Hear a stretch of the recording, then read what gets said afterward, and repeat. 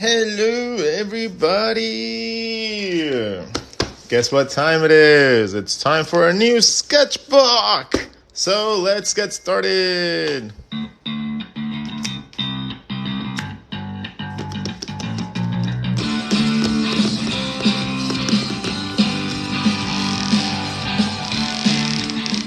Hello, everybody. My name is Rodgon. I'm an artist, a teacher, a designer, a mentor, cartoonist, illustrator, and whatever the hell you want to call me. And today we are going to be drawing together. This is a brand new sketchbook. So the other ones have been scanned and they are ready to be set as cool books or activity books and stuff like that. And that will happen soon. But today we get the rare opportunity to draw our first page in our brand new sketchbook. And I get to do it with all of you guys as well. So that is awesome. And I get to do it with all of you guys as well. So that is awesome. So I'm going to teach you guys the way that I approach sketchbooks. This being a brand new sketchbook is going to be a perfect way for me to explain to you guys how you guys can maximize the ability of yourself to grow alongside your sketchbook and what things you should keep in mind as you go along with your sketchbook, and how by the end of each sketchbook you should be a lot better at least one thing. Something that you should focus on is just a main theme, and in this case the theme of this sketchbook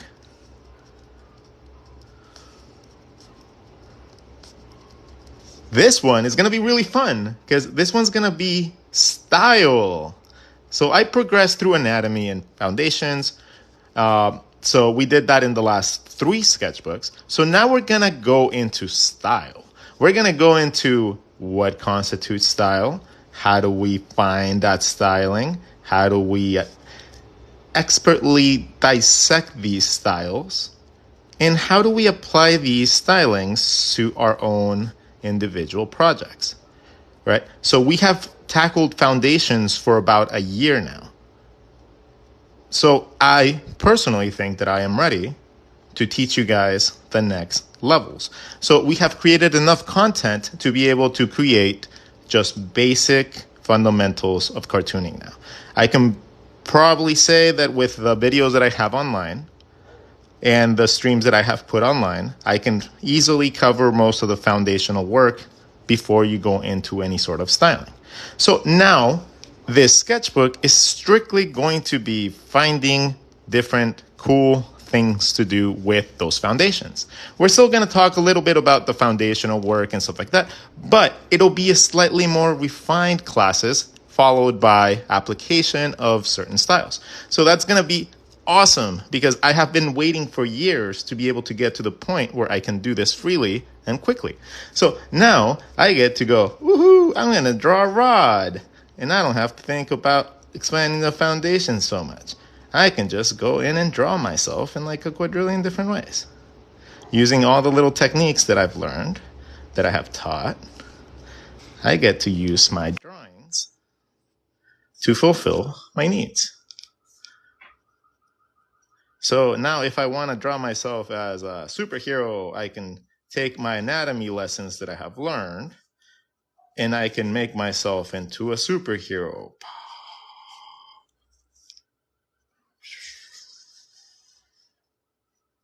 Right? All the things that we applied, that we learned in the last sketchbook, now we can apply them. I'm going to go get groceries. We can start applying them to our actual imagination and whatever we want to actually define. So this is going to be a really fun sketchbook.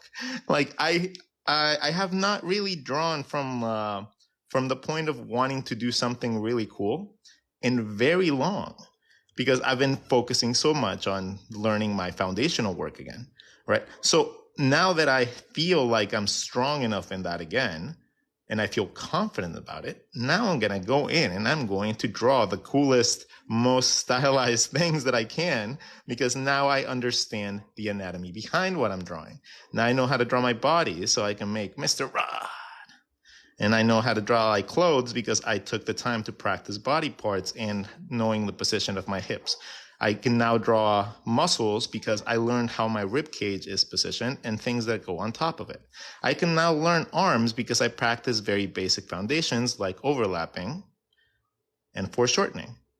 And I can draw hands and stuff like that better because I practice things like the lollipop approach and I learned how to draw hands very easily from any shape.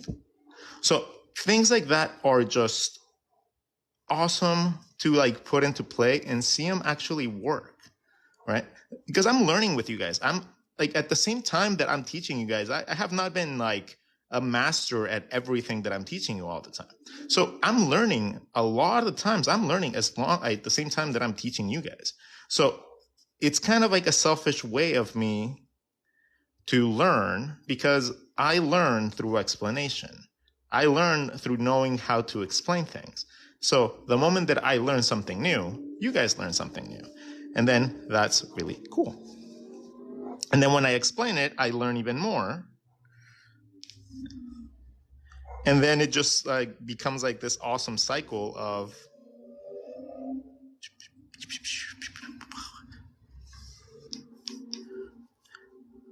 just learning and like awesomeness that just happens like back and forth. So are you just using a standard pen? Yeah, it's just a normal big pen. That's all it is. And I'm going to be using a lot more watercolors too. I'm going to just be using a lot of like cool things now. Like I'm just going to draw cool, pretty things and just enjoy myself with the abilities that I have developed. At this point, I'm going to also start pushing the whole fact that I want to teach you guys how to do freelance art, right? So I need you guys to go follow my friend Star Kaiju. I think I've mentioned him a couple times before. Let me write his name. I'll write his name in a little bit. But he's going to be teaching you guys how to do production art. He's going to be teaching you guys the same thing that I do with art, with like drawing and stuff like that. He's going to be teaching production art. So I highly recommend that you guys start following him before he gets to like 1,000 followers. That way he can actually start streaming. Yeah, it's just honestly, it's just going to be fantastic for you guys to have that side of that side of things explained as well, you know, like, because that's the part of art that nobody ever really explains.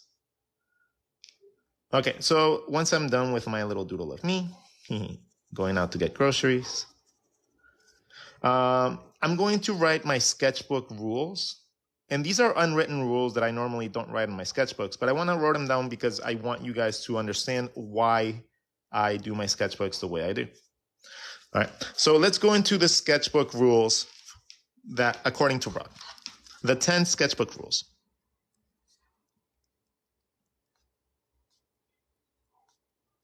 Rules to follow.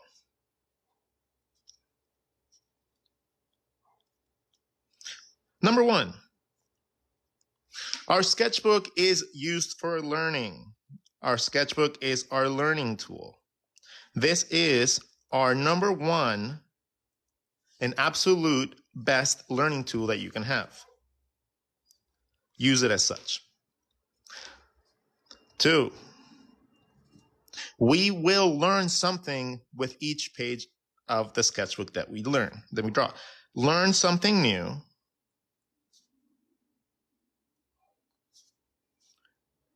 Or refine an existing skill with each page of your book. Okay, so what does that mean? Every single one of your pages, let's name this one right here. Let's name a theme at the top, and then we are going to, I'm just going to set a theme to the thing. Set theme to page. I normally just write that down at the top of my pages, and then I involve drawing anything that I need to. If it's eyes, I will draw eyes, the whole page. I will try to dissect the things that I don't know, and I will then break it down. If it's faces, I will do faces all over a face, like just try to break down each individual section until I learn something new. If I have problems rotating my face, I will do elements like this all the time. I will just do little circles and like rotate them to see where my perspective is off. Where am I getting thrown off? And at what point am I just not drawing the thing in the right place, right? Going back to your basics helps you develop things better. Then, or are you like having a hard time with features like the mouth and stuff like that? Well, then break that down into its own individual little simple shapes and then apply that to your basic round shape and see if you can actually apply that. Steps, baby steps, right? Baby steps get you to your destination. So what you got to do is just got to set a theme at the top of your pages and then just follow that theme for that entire page. And if something clicks, great. If something does not click, do another page. But you have to actively try to learn something, not just repeatedly just draw for no reason. So number 3, we draw with a purpose. Draw with purpose. Let me explain what I mean by that. So if you guys are drawing the same thing over and over and over and over and over, let's say that you're drawing like an eye, right? Like this, and you're trying to practice it over and over, but you make the same mistake over and over. You make like the eye smaller over and over, and you don't correct yourself, and that's not what you're going for. You're just cementing a bad habit into your drawing by repeatedly drawing it over and over and over. Okay. So if you see that something is wrong, what you should do, instead of repeatedly drawing it until you hopefully get it right, just draw over your drawing. Draw lines, draw guides, whatever you need to fix it. And then the next time that you go about it, you're going to be like imagining that line, and then it'll be easier for you to get the drawings to be the right size. So draw with a purpose and take notes whenever you make mistakes. So that's number 4. Notes are crucial for growth.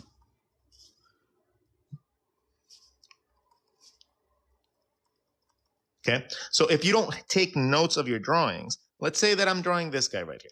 Let's do a post-it because I don't want to draw random thingies in there. Let's say that I have this, right? I have a little drawing of a dude and I have his like body going in. I have like a head.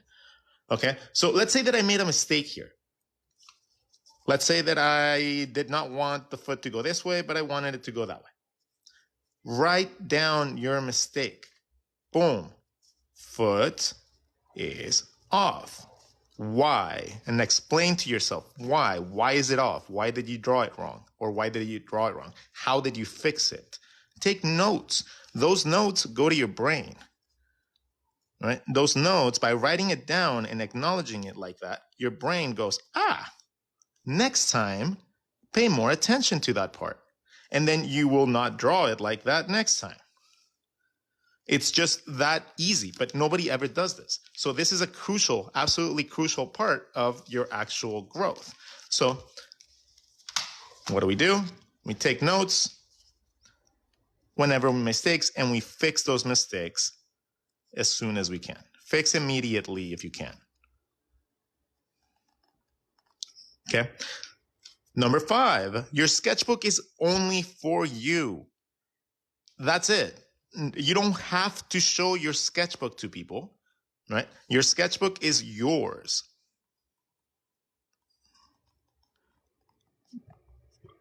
What does that mean? Why is that important? It means that it doesn't have to be pretty. It doesn't have to look like a magnificent piece of artwork every single page. It doesn't have to be a majestic collaboration of line work and colors and everything that just make everything look like magnificent. No. Your sketchbook should be messy. It should be telling you things that you didn't know. You should be using it as real estate. You should be using it like this. Whenever I like to show everybody just an average sketchbook of mine, right? As you guys can notice, there are very specific themes that happen at the top of the pages, and then I try to do that topic for you guys. Be it a Disney movie, or if I'm just drawing faces, I will just go ahead and fill out every single inch of the pages with faces, trying to learn something new along the way. If you want to draw hands, do a bunch of hands until something clicks. If you have to look at references, look at references. If you don't have to look at references and you feel comfortable enough not doing so, do that. And so on and so forth until something clicks. That is essentially what you guys should be aiming to do with each one of your pages. So I wish that I had a little bit more into these sketchbooks because it's a new one, so you guys can't see how I normally fill them out. But once I get my sketchbooks back, I will make sure to send you guys, put like a little like sketchbook tour together. How do you learn without references? Let me finish this first and then I'll answer that. Okay. So your sketchbook is yours. So you don't have to show it, but it's always nice when you share it with people because people like seeing your sketches. So you don't have to, but sharing is nice. And it's always going to give you a positive feedback. Very few people ever give negative feedback on just seeing people's sketches because just the act of being an artist alone is amazing and you are awesome.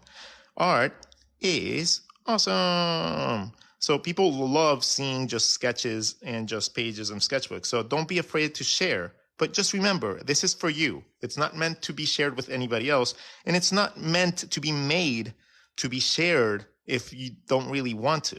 So it's your learning process and it's how you learn. So don't feel so inclined to always have to make a perfect piece or rip out the pages out of your sketchbook. Oh my freaking God, don't do that.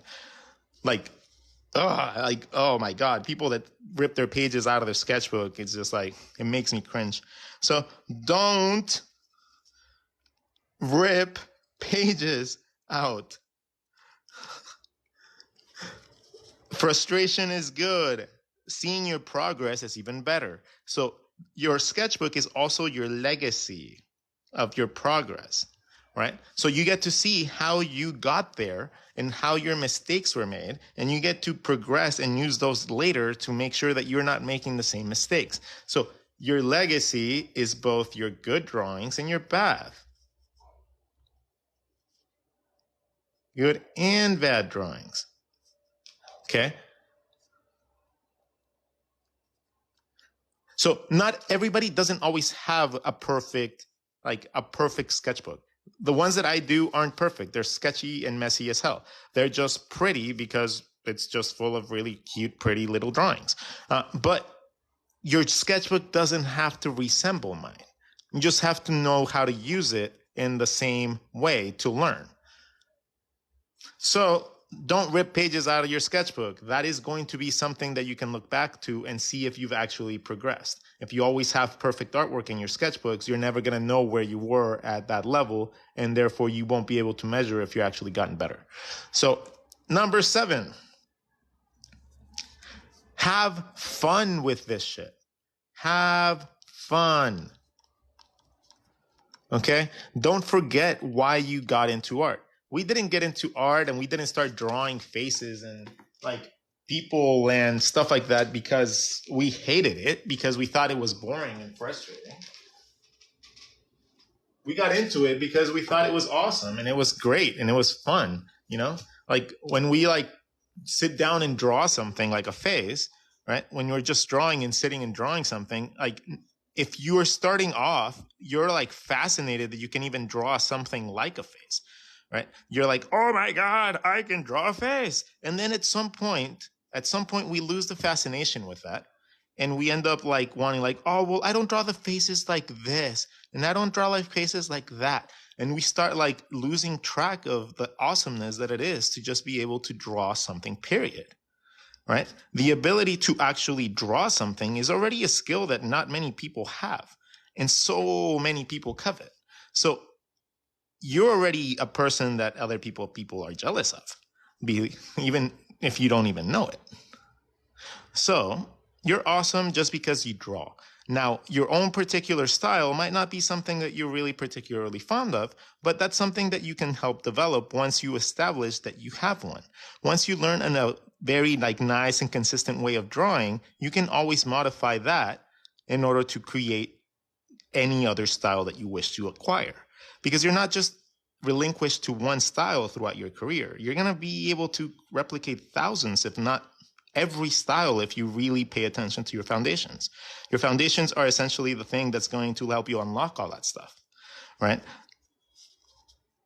Like, it's not learning styles through rigorous practice of that style that's going to make you understand them. It's going to be learning how to simplify them in a way that makes sense to you. That's going to make you break that system, that little like pattern that you're like, oh, well, I want to learn to draw like Scott Campbell and I want to learn to draw like his noses. Okay, cool. His noses are like this. Or little triangles and they have like a little bit of there. That is literally just a simplification of a nose going into perspective with that darkened out. That is literally it. And then just eliminate the nose bridge and you end up getting those little dainty noses, right? All those little tiny noses that you guys draw, they're all based on actual anatomy. They're just eliminating lines so that you guys don't have to like see much detail and makes it a little bit more appealing. But all those are easily broken down once you understand your foundations. When you understand the basics, like your diamonds and stuff like that, and things like noses become really easy.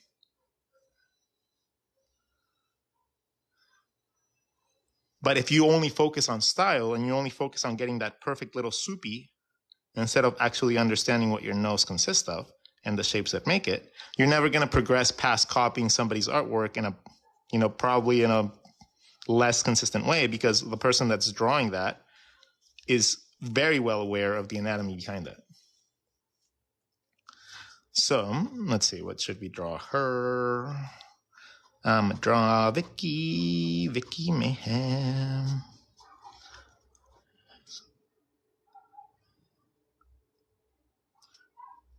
Vicky has a nose ring. She has earplugs and piercings. She has like bangs at the front. And she has really pretty eyes.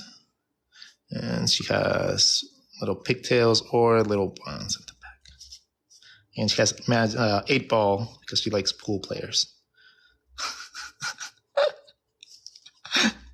And then she's going to have like some loose stray hairs. Let's give her some color. See, I got these like watercolors sent to me. They're the ones in my link in my bio. So if you guys want watercolors and you guys want to actually spend money, and they give me a part of whatever the sale is. So that is a way that you guys can support, I guess. But I mean, they're like $40. So only I would only buy them if you guys really want like a nice set of watercolors. You don't need them. They are not necessary, absolutely, in the slightest. It's just literally a luxury item. They are not needed to create cool artwork. Let me explain that very straightforward, because I hate like giving people the impression that having like expensive artwork or materials is going to make any difference at all. I am a horrible sponsor, and I don't know how to like make people spend their money on dumb stuff or things they don't need. Not that these are dumb. I'm just saying. It's just like if you don't need it and you don't think that it's a necessity, like it's just not. If you go every art store, some of them are very expensive. Yeah, I know. I just like to warn people. Like if you want to, that's great, but please don't think that it's the only way to create artwork like I'm doing, because a lot of people think that stuff and it's just wrong. What's your style called? That is a good one. I don't know what my style is called. What would you guys call my style? Like go to rodgon.com and then tell me what my style is. So rodgon.com is my website with my art gallery. So if you guys go to that one, let me know what my art style is. What's my style? That's interesting. I don't think I've ever thought of that. Okay, so rule number 7 in your sketchbook to follow. We have gone through using it as your learning tool, learn something new, or refine an existing thing with each page that you draw. Draw with purpose. 4, take notes because those are essential for your growth, and make immediate fixes if you can. Sketchbook is yours is number 5. So remember, you can share it or not. It's up to you. It's not for anyone else's eyes. So you get to choose if somebody else sees it. You get to choose if somebody else shares that experience with you. I recommend you guys do because people love seeing your sketchbooks, but it's up to you. Whatever makes you comfortable. Don't rip pages out because bad and good sketches have their purpose. You will look back at these later on and enjoy yourself seeing how much growth you've had. Number 7, have fun. Don't feel stressed out. If you're not getting the progression that you're finding out, guess what? Art is hard. Don't feel bad. Art is hard as hell, especially at a professional level. So don't worry so much and don't stress yourself out. Just by being an artist, you're already part of an elite team. You're already part of like an elite group of people around the world that can visualize things and create things from nothing. So you are already an amazing human being by being able to do this. And stressing yourself out more just because you're not at the level that somebody else is, or that because your art is not quite where you want it, that's what the sketchbook foundations are for. Like this is what you use to learn and get better. So each sketchbook is going to make you a better person. So completing sketchbook after sketchbook is going to really, really, really help you, especially if you take these lessons into consideration. So number 8, this one's really, really, really important. Okay. Be creative. Push limits.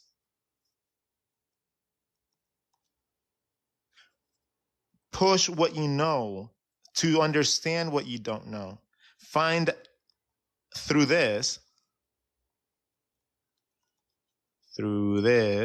I can't type shit. Find through this what your flaws are so you can work on them.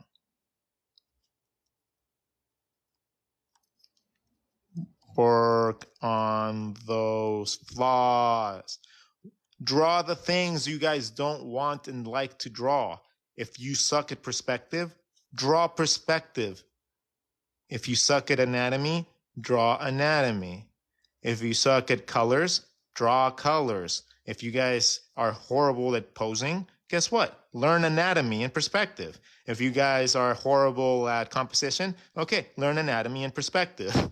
If you guys want to draw better comic book characters, okay, cool. Draw anatomy and perspective. It's like, this is literally everything. For the most part, everything that you guys want to achieve, like being character designers, being like, like comic book artists, being illustrators in general, pinup artists, whatever. All that stuff comes down to these 2 things. If you want to be a marble comic artist, you just have to focus more on anatomy, and you have to focus heavily on perspective. If you want to be a web artist, just focus on your perspective, and you can simplify all the anatomy so you guys don't have to worry about drawing every single muscle. But perspective is number 1 by far. Like, it's not even close, right? Your foundations are like perspective, like blah, like that is like the one thing that you need to like make sure that you understand 1,000%, right? And then anatomy, style, colors, all that shit is like down here. Okay. All that stuff is derivative of this. So you have to understand your basics, like your spheres, your cylinders, your overlapping shapes, right? Your foreshortening, all these little exercises that nobody likes to do because they're boring are the things that allow you to draw really cool things like people pew, pew, pew, and monsters.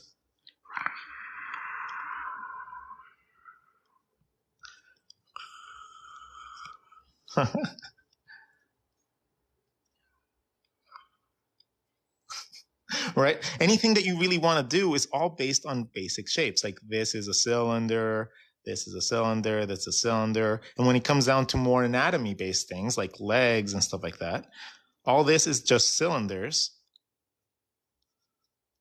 that overlap. And then you just add your anatomy. Whatever knowledge you have of anatomy, that's when you apply it on top. Like you can have your basic shapes and that can be fine. You can stylize this to all hell and back. Like you can get clothing, you can create characters by just understanding a cylinder, But now if you want to add more anatomy to it, well, now you have to make some research and understand how your body moves. So the moment that you want to add details that are more anatomical to your drawings, that's when you really need to understand how the body works.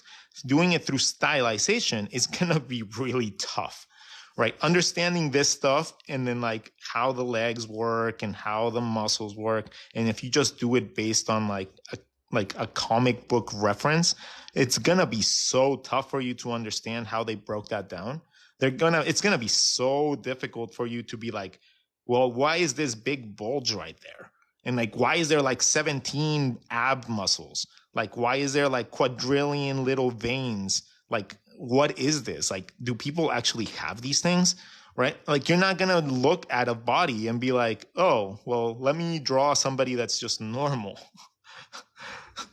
Like you won't be able to draw a normal human being because your aesthetics of a human are the Marvel way, right? Like you won't be able to just draw a normal human being in a t-shirt or a woman that's not like gigantically like bumbuctious with like a big booty and whatever. Like you'll always have to draw your women super voluptuous because that is how you got taught to draw through those books, right?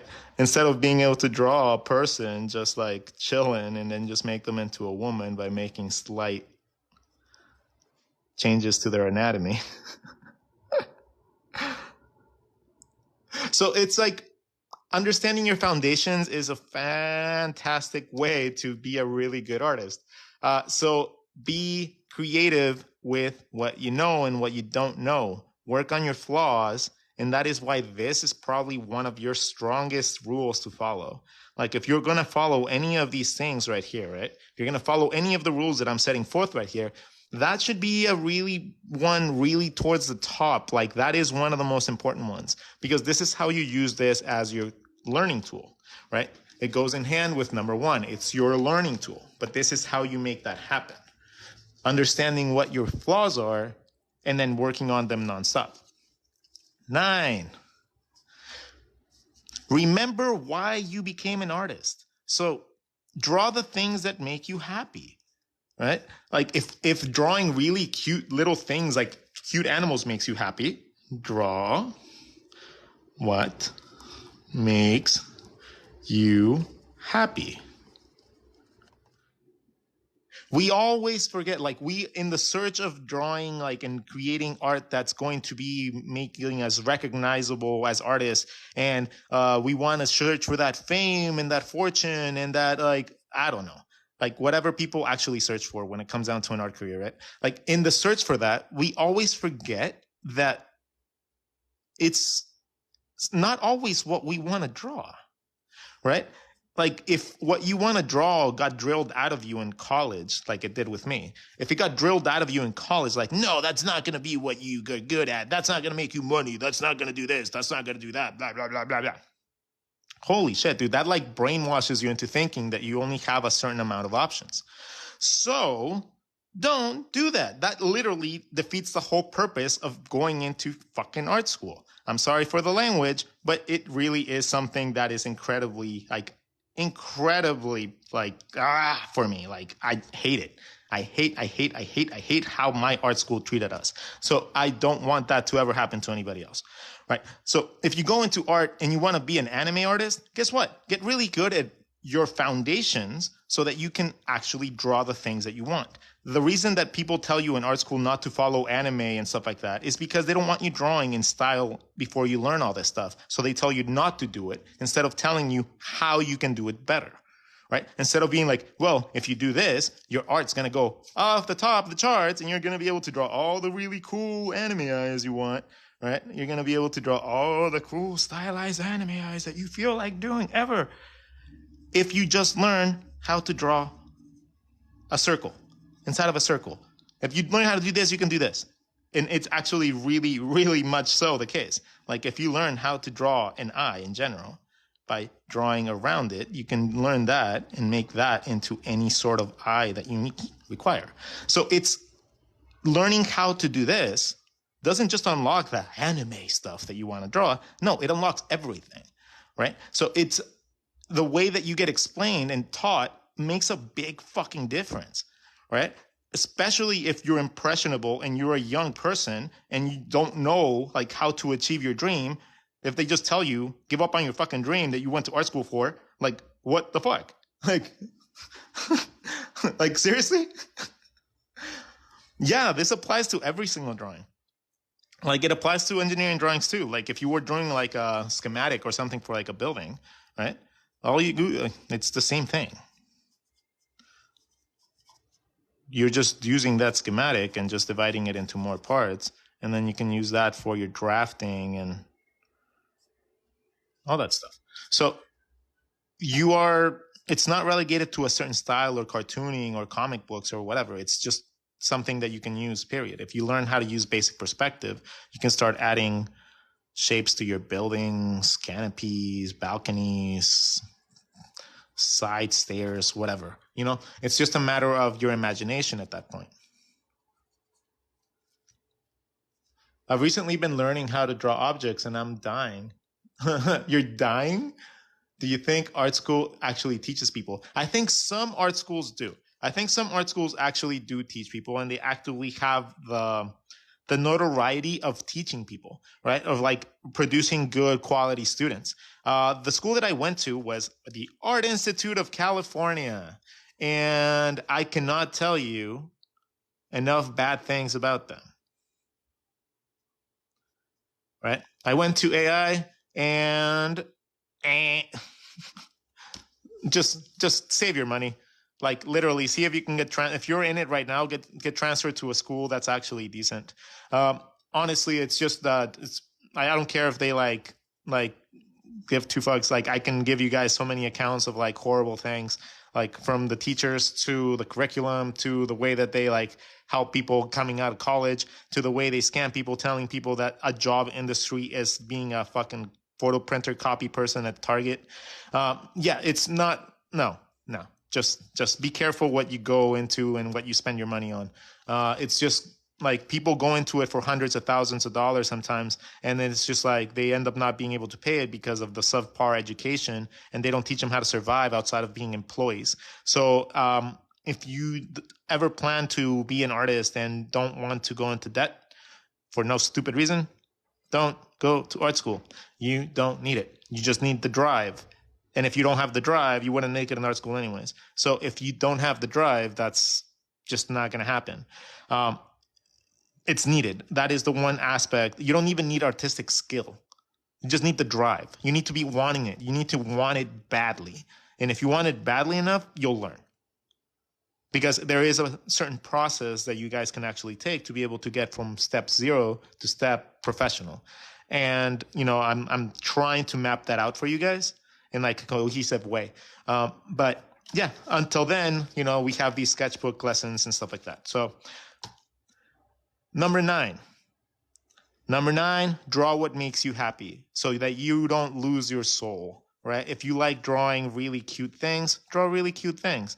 Draw the most adorable little hearts or icons or like, I don't know, little like coffees and cakes. If that's what you like, draw that. If you like drawing monsters and you like drawing like awesome like sci-fi stuff, or Cthulhu or like demons or like D&D type of stuff, like draw that.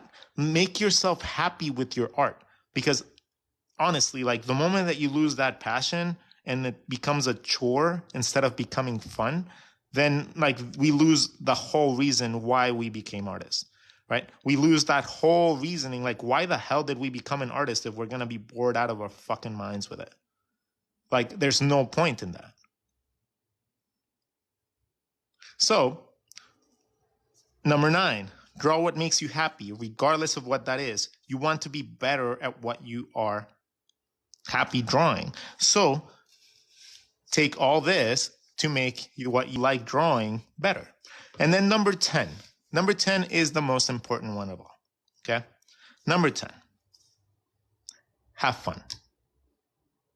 Again, I said that before, but it's so important it needs to be said twice. All right? Have fun. Have fun drawing your foundation circles and spheres. Have fun drawing your cubes. Have fun doing your cylinders. Add faces to them if you want to. Like whatever you need to do to make that monotonous, like repetition fun. Someone once told me, and it wasn't too long ago, that the key to success is not being the best at something. It's not. The key to success is being okay with the repetitive motions that are required to achieve a certain level of proficiency. So if you are okay with the monotony that it takes to learn coding, you will be a great coder one day. If you have the proficiency and the patience to be able to be patient enough to draw shapes all day and actually still be happy with drawing at the end of the day, knowing that you're getting closer to your goal of being able to use that basic shape to draw a face and eventually use that basic shape to map out features of more complicated faces, and then using that same skill set to be able to do things that are really cool, like, caricatures and stuff like that down the line, right? So everything goes in a process, and you can't go from step 0 to step 10. It just doesn't happen like that. You're never going to be able to get good results like that. You need to work your way up, but you need to have fun along the way. You can't just expect to have fun and enjoy your career the moment that you actually accomplish something that you are going to be super proud of. You should be proud of every achievement that you make, right? So have fun. Be your own number one fan. Because no one else is going to ever be as excited about the things that you do as you are. And I can tell you this from a 40-year-old experience of being known, right? Like I've always pushed myself to be known in whatever industry I'm in. I can promise you that no one will ever be as excited for what you create than you yourself. So you need to be your own number one fan. Okay? Like you can't put yourself down. You can't give yourself shit.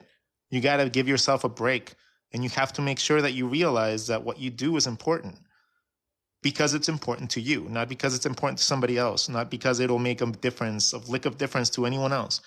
It's because of you. And that is very important. Okay? Because the moment that you lose that motivation, the moment that you lose that drive, the moment that you go, man, this drawing is going to suck. That's when you lost. That is when you start losing that drive, that little push that makes you happy whenever you draw. Now it's going to push you to be a little sad. And, it takes a little bit of time, but that's the beginning of the end. That is when you start feeling sad every time you pick up a sketchbook. So you stop picking up a sketchbook and then you don't draw for years. And then you lose that ability and that happiness that comes along with that. And then it's not rediscovered until later on when you're like, holy shit, I really miss drawing.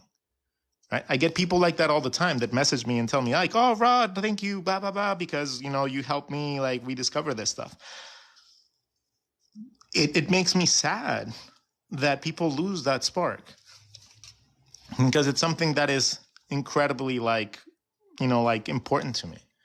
Being able to have that imagination, that drive, that happiness that comes along with just being able to sit down and learn something new or experiment somebody's style just to see how cool they are for being able to break down the anatomy like that.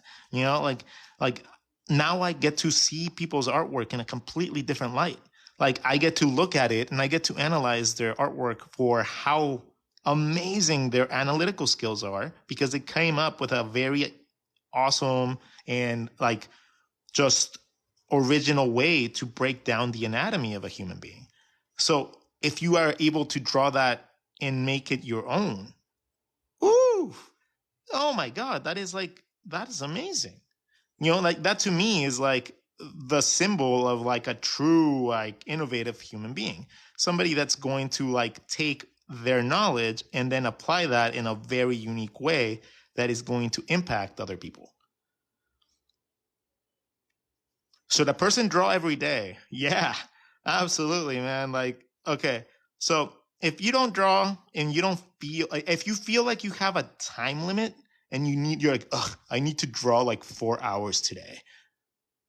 Oh, dude, like that is a wrong mindset.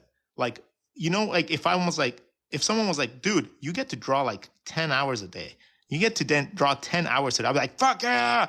Yeah, woohoo! I get to draw today. I get to draw today. I don't have to sit in a desk. I can draw today and drink my coffee. Oh yeah, woohoo! Like that's the difference. Like you think that like you need to think or draw just a certain amount of hours. Like if you see it as a chore, like you're never going to catch up to me. Like you will never, because you always see it as a chore. When I see it as a hobby, when I see it as pleasure, you see it as a draw, like a drawback. Oh, it's keeping me from doing something else or whatever. When I'm like, I see it as like a pleasurable experience, right? So that is something that is only capable with a mentality shift. And if you don't think about like yourself as being happy learning through the journey, whew, that is going to be a tough career for you, bro. Like that is going to be tough as nails for you. Because so many people focus on where they need to be. They need to be as opposed to where they are. And they lose focus and they just aren't happy until they get to where they need to be. And all those years that they spent struggling to get there are just like wasted. They don't feel joy during those times, right? So like, why? Like that to me seems like self-punishment for some reason, like self-inflicted pain. Like you not putting your skills to work as you progress through your career, to me is like a way of self-inflicted pain, because you telling yourself you're not good enough is literally going to create a cloud of like insecurities behind what you think your artwork resembles, as opposed to somebody that can't draw for shit, somebody that is like, look, I have a happy face, right? And they're like super ecstatic about it. They're like, oh my God, Rod, look at my face. I do a happy face. Right. And you're here like thinking that you're drawing of like awesome pinups and stuff like that, like all your like awesome cartoons and comic book panels and stuff. And you're like frustrated as hell because it's not the way that you really want it. Right. So you're like drawing all over the place. It's like frustrated, stressed out, drawing masterpieces here, left and right. And then you have somebody that like draws like a little like happy face, and they're like, look, there's this awesome, isn't it, Rod? And you're like, I can't get this panel to look right.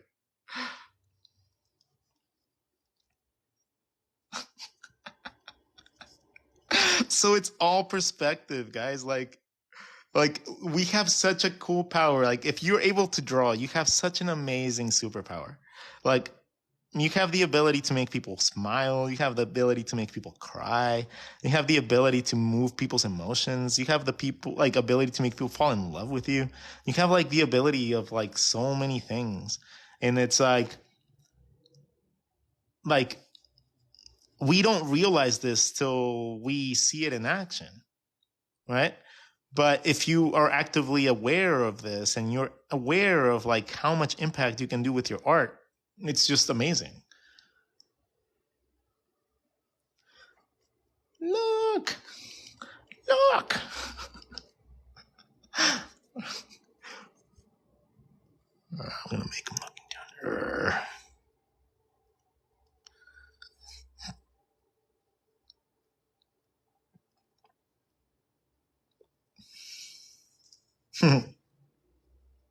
I'm always happy when I make a good circle.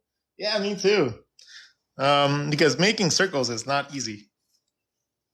Actually, like one of the best exercises you guys can ever do, like if you guys want to practice doing exercises and you guys want to get better, just draw circles. Get good at drawing circles. Get accurate at drawing circles, connecting with circles. Different sizes, different, like just do that. This is a fantastic exercise. You guys can do that with boxes too. Like just connect boxes and get used to drawing these shapes and getting the confidence of drawing them in any shape and get accurate with your placement, right? You can go into triangles if you want. Things like that, like little tiny exercises like this are dexterity exercises that nobody ever really does. Like nobody takes the time to actually practice their dexterity exercises. So whenever it comes time to draw something quick, or you have like a competition and you have to draw something on the spot, no, a lot of people freak out. A lot of people freak out because they just can't, like they haven't practiced those things yet. So they need like a pencil, or they need to like practice everything like a quadrillion times or erase and stuff, as opposed to just having the confidence to be able to go in and lay down your lines, which comes with a lot of dexterity exercises.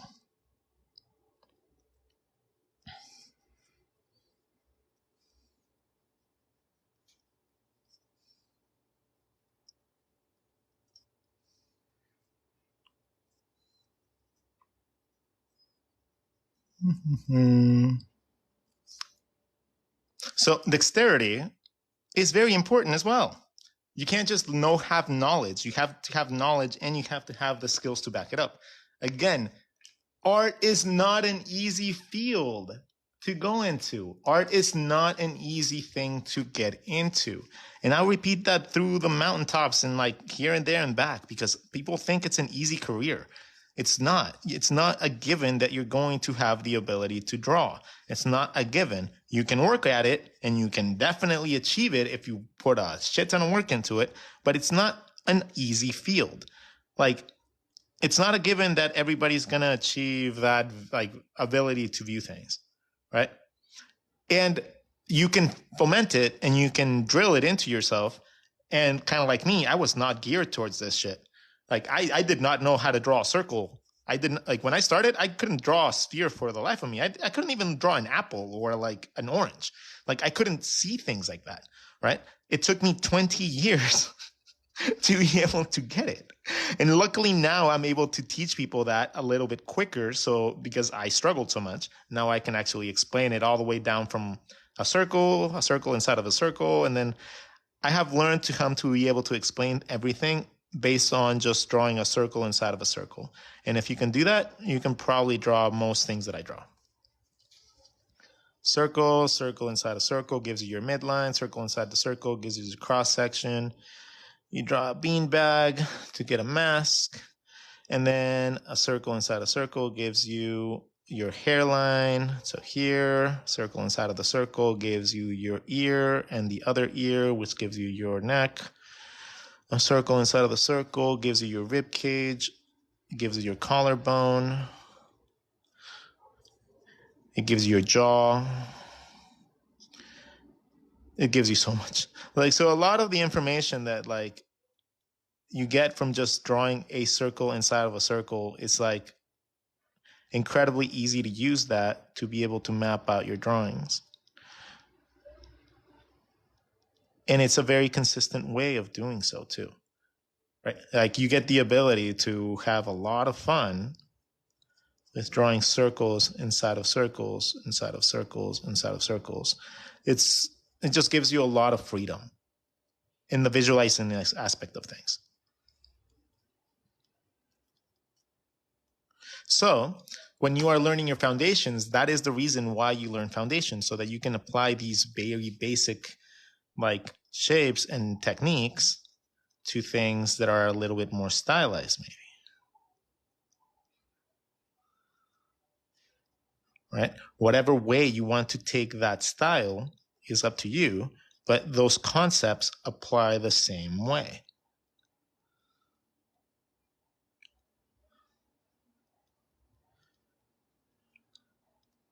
Right? Be it a super easy cartoony shape or more complex like face. It's the same basic concept. It's just applied with a little bit more knowledge of anatomy for something a little bit more detailed, as opposed to something a little bit more stylized that comes from just knowing your basic shapes and putting like little features on them. It makes me crazy if I do it in pen, so always use pencil. You know what? It made me crazy too for a long time. It took me about like 6 months to be able to get used to drawing things and not feel like I was just like scribbling all over the place. But thanks to that, even my pencil drawings now are like amazing. Like my pencil lines are clean because I don't really like second guess myself anymore. So if you don't second guess yourself, you can achieve a lot of really clean lines with any media now. Like I can go into any media and use that. So let me ask you something. Which one is the right shape for the eye? It's obviously this one, right? So this is the right shape for the eye. We all know that an eye is round. So let me ask you something. Why do people draw their eyes like this? So I've never understood the concept behind somebody seeing the eye like this. Yes, I get that that's the eyelid, right? But if you're looking at an eye like this from the beginning, like if they teach you that this is the eye, you're going to think that that's the eye shape, right? If you get taught how to do shadows and stuff like that, you're going to think that that's the eye shape when no, in all reality, it's your eyelid that is like a little hemisphere in your eyeball because your eye is round. Right? So when you're drawing your eyes, don't draw almonds, don't draw like trapezoids. No, draw the eyeball. Divide the eyeball into little hemispheres by drawing your circles inside of your circles. And then use these little round guidelines that you get to draw your hemispheres that make up your eyelid. Close it off. You have an eye. You want to see it from the front? Cool. See it from the front. Hemisphere 1, hemisphere 2. Darken the top line and overlap it a little bit. Draw whatever desired eye you want. So now that you know how to draw an eye that easy, now you can draw them angled by just changing the 2 points. You want them droopy? Change the points on the sphere to be the opposite. And now you can move your eyes around like any way you want.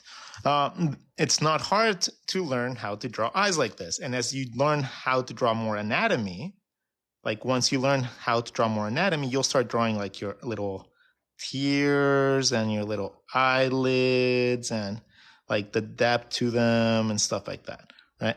You'll start drawing like different levels of it once you understand a little bit more of the anatomy. But it's really hard to be able to get those details in there when you don't even know the shape of the eye. So as you get better, you'll be able to add more details accurately. But until then, until you actually are able to do that, focus on getting the shape right as opposed to getting the style right.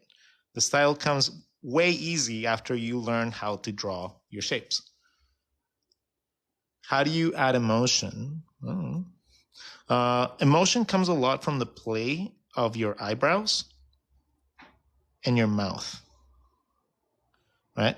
If you know how to use your eyebrows and your mouth, you can create a lot of really cool emotions.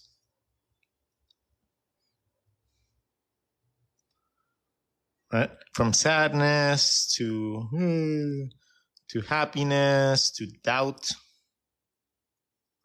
Right? It's just a matter of learning how to use your shapes and look at yourself in the mirror, honestly. And then you can honestly create a bunch of emotion just by, like, I can make this person like have like a really cool emotion just by doing that. Right? Or this little eye, I can make them angry now because I just draw a line. I can make this person sad by adding an eyebrow. Like knowing the flow of how things work in your face comes from years of experience, but at the same time, it can be taught relatively easy if people just go out and look at people's faces. It's hard to do like Mona Lisa smile with just the little corners. Is it? I don't know. I don't think the Mona Lisa smile is hard at all. So if you had like a subtle smile, it's like,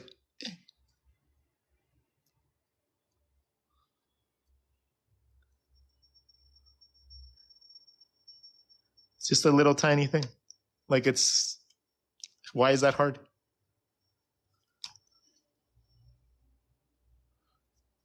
So, seeing as this is the first page of our sketchbook, though, I'm going to keep it to just the general concept of keeping up with your sketchbooks, and we will start our actual first page tomorrow.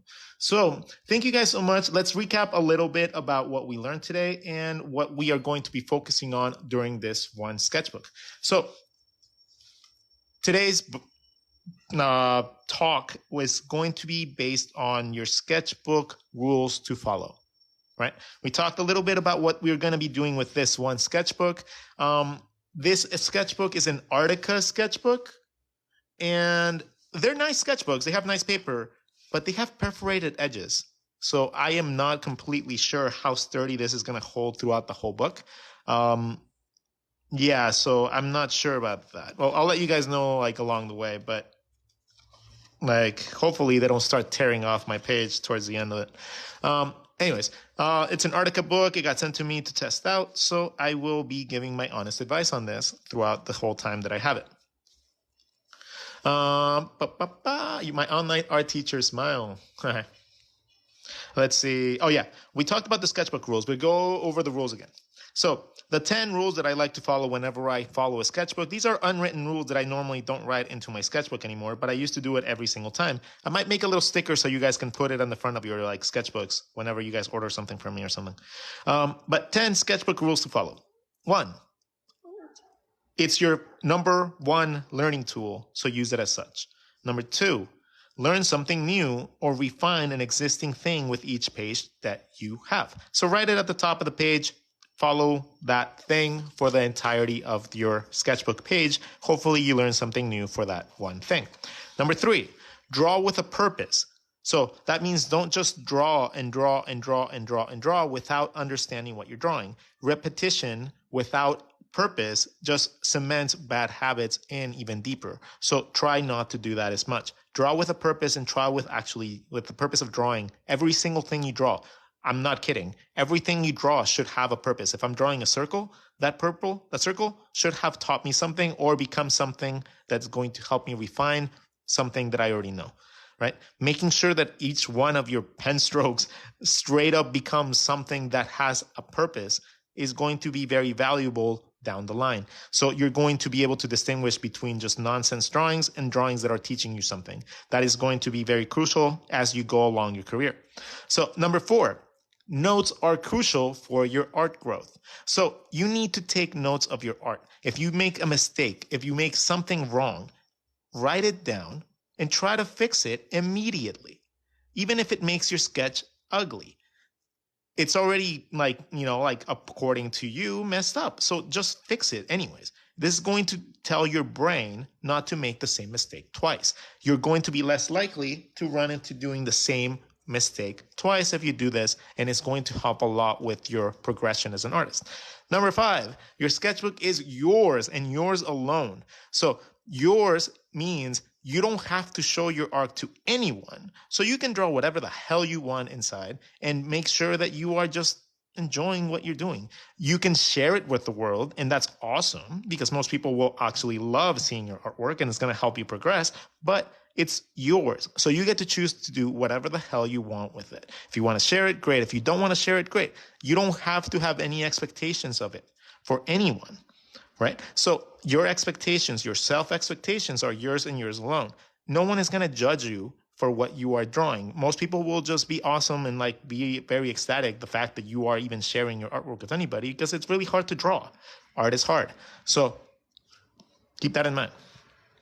Number 6, do not rip pages out for the love of God. Do not rip pages out of your sketchbook. Oh my God, I want to slap someone in the face with my sketchbook every time that I see someone rip a damn page out. Like your bad sketches and your good sketches are great because you get to leave them there for just feedback. So you can actually go back to your sketchbooks later and years later and be like, am I still making that mistake? Cool. Let me fix that.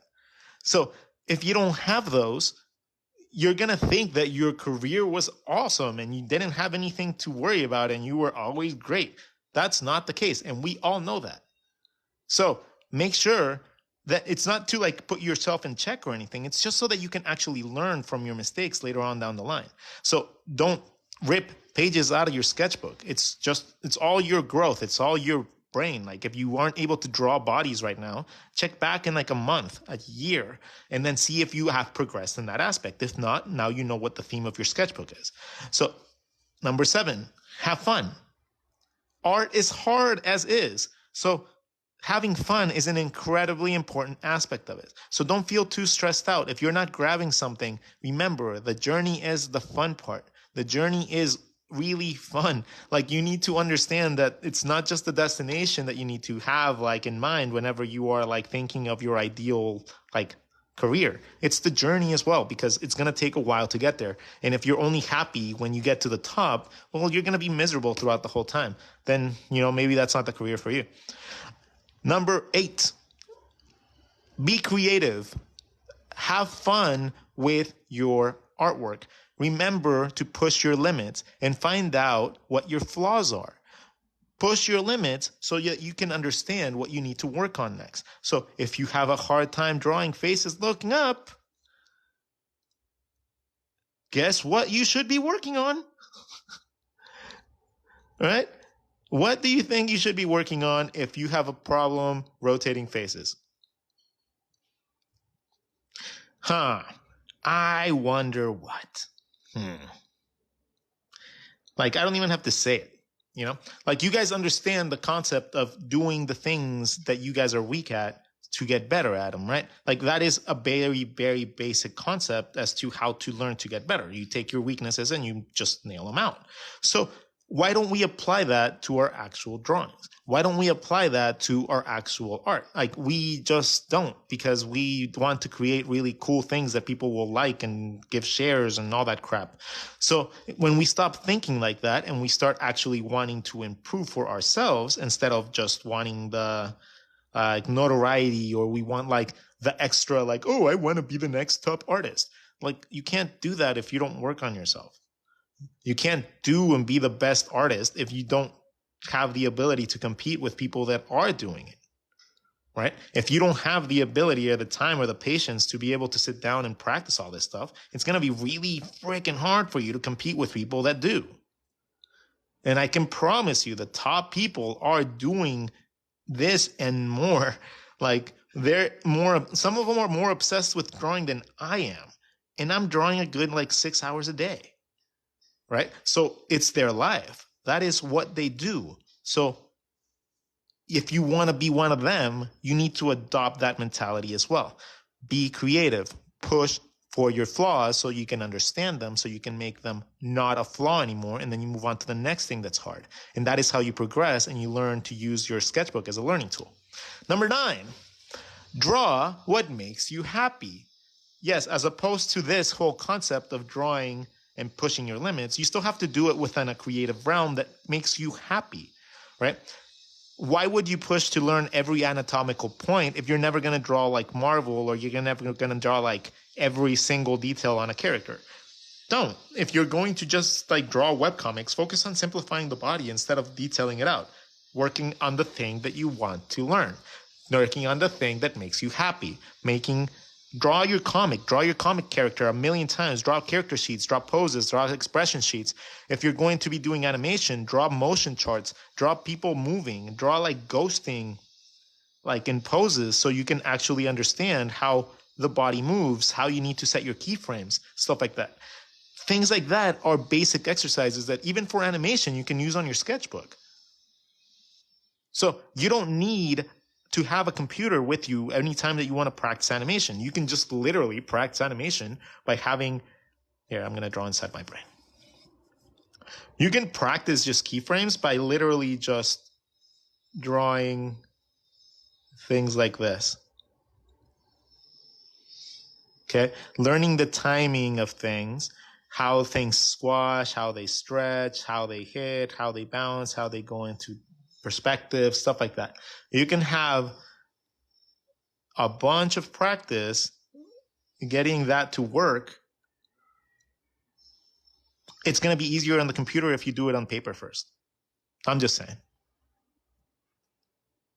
How do you start enjoying art again after being stuck in a rut? Okay, let me ask you this, Sue. Let me ask you this. Why did you get into art in the first place? That is the one thing that everybody forgets. Why did you become an artist? Why did you become an artist? And why are you not doing it? So a lot of us don't end up doing what we want to do as a career because we get told that not to follow it. Like our counselors told us that we shouldn't do it, blah, blah, blah, blah, blah, blah. So if you are a person that went to art school, that's probably the case, unfortunately. But I'm going to ask you, why did you? Yeah, it's going to be on YouTube. I'll put it on YouTube at some point. So it'll be there from the beginning. Just to get back into it, you will think can you please show 1 through 5 again? Yeah, they're right there.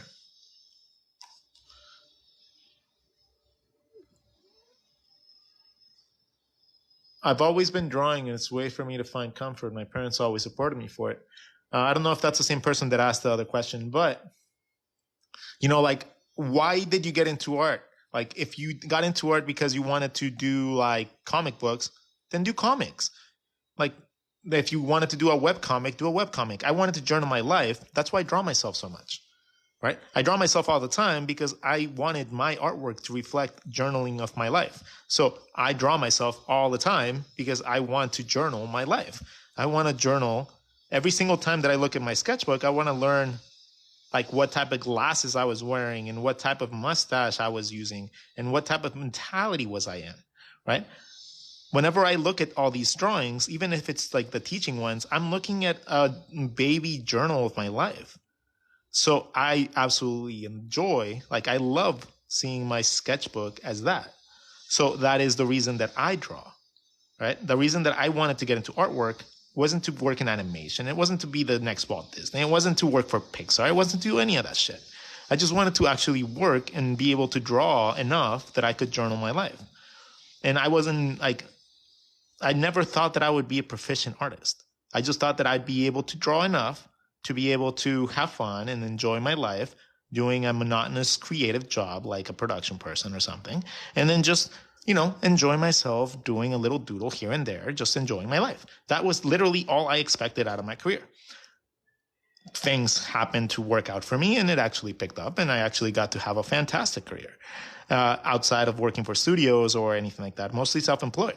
So it was a really fantastic way to approach my career as opposed to trying to be an employee because being an employee, I don't know, man. It just never agreed with me.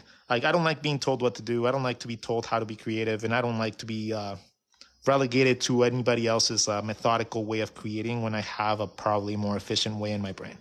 So it's just, I don't like being controlled by anybody that tells me how to be creative. Even clients nowadays, if a client starts being too controlling over the project, I'll just lose interest and I'll just tell them I'm bored. I don't want it anymore. Since I don't do artwork for money anymore, I get to do it for fun. I get to choose what I do. So the dynamics of the power struggle of the client to artist ratio thing just kind of disappear because if I don't want to do the project anymore, I just tell them, nah, you're boring me. And it's a fantastic way to be at because now I only take projects that I actually like. Did you ever learn how to draw skeletons? Of course. Absolutely. Skeletons are an absolute must. You need to learn how to draw at least facial feature ones because that is what consists of your face, dude. All these little bumps and crevices that you draw in an actual skeleton, those are the things that show up on your body. When you're drawing your temples, your mouths and stuff like that, that's your teeth, that's your eyes, that's where your eyebrows go, that's where your ears go, that's where your chin and your neck connects, your spine, your neck muscles. All that stuff is like stuff that if you understand it, then placement doesn't become an issue, right? You forget like when you learn about the muscles and how the muscles work and the bones, you stop thinking about how do I draw that, and then you just get to have fun drawing it. So that is what's so important about your foundations. Like saying you don't like the same job all the time, you want to try something new. No, no, no, no, no, no, no, no, no, no. I think that's a misconception right there. Not that I want to try something new all the time. I like this doing the same thing over and over. I actually do. I am very, very comfortable with that. I just don't want to do it for someone else with my creative energy, right? If I'm going to focus 10 hours of my work every day, including driving and logging in, blah, blah, blah, blah, blah, all that stuff. Like it ends up not being an 8-hour job. It ends up being like a 9 to 10 hour job most of the times. So you're spending 8 to 10 hours a day on somebody else's creative imagery, when you could spend that amount of time and get paid probably more. Like it was weird. I never, never, ever thought that my books would be able to pay for my rent. Like I never thought that. I never thought that just putting up a couple books would ever make that big of a difference. But when I quit my job as a book editor, I put some out, and oddly enough, like it's actually leaving enough money so that I can actually just maintain myself right now with just my books. And it's weird. It's weird. You never expect that. Like you never see it happening. Like it's weird.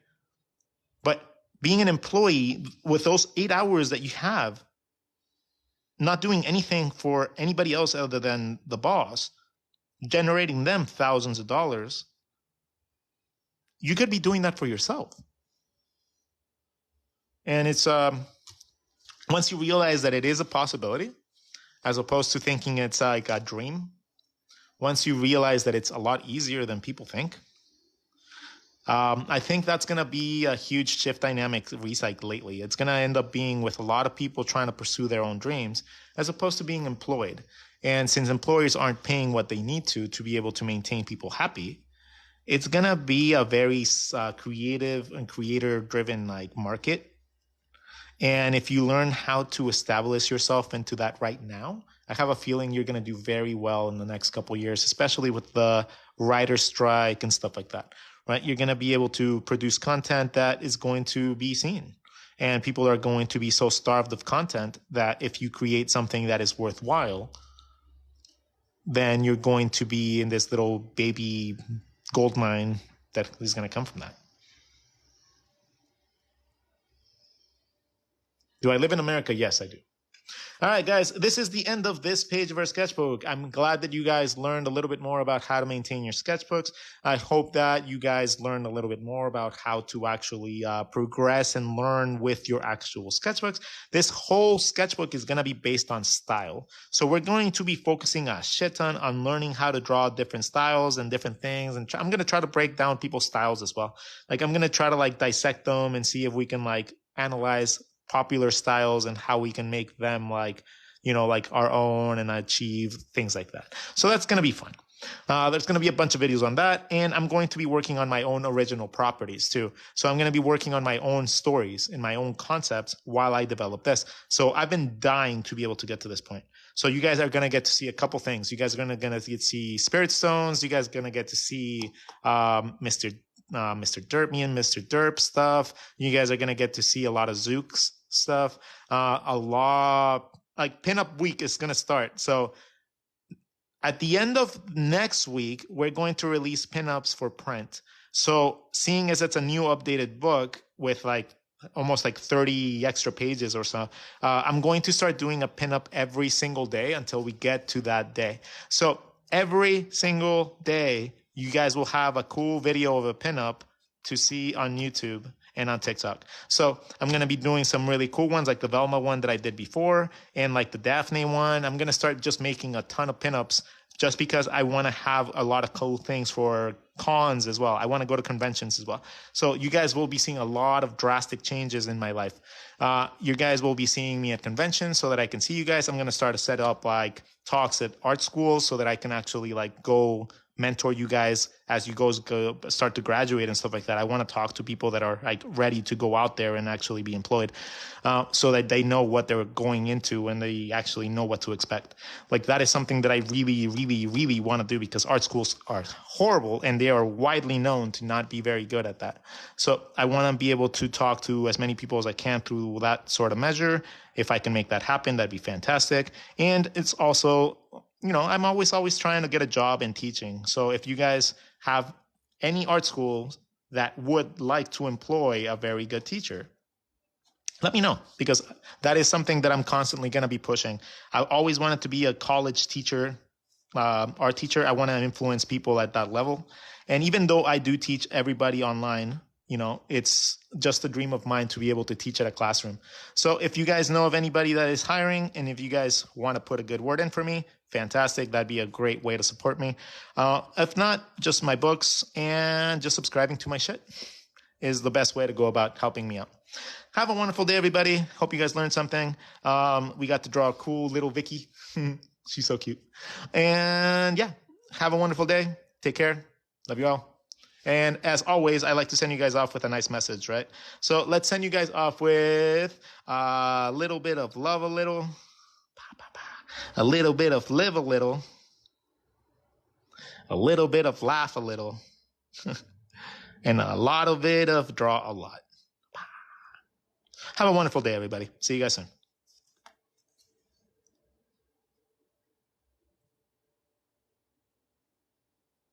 It's Rodgon the artist.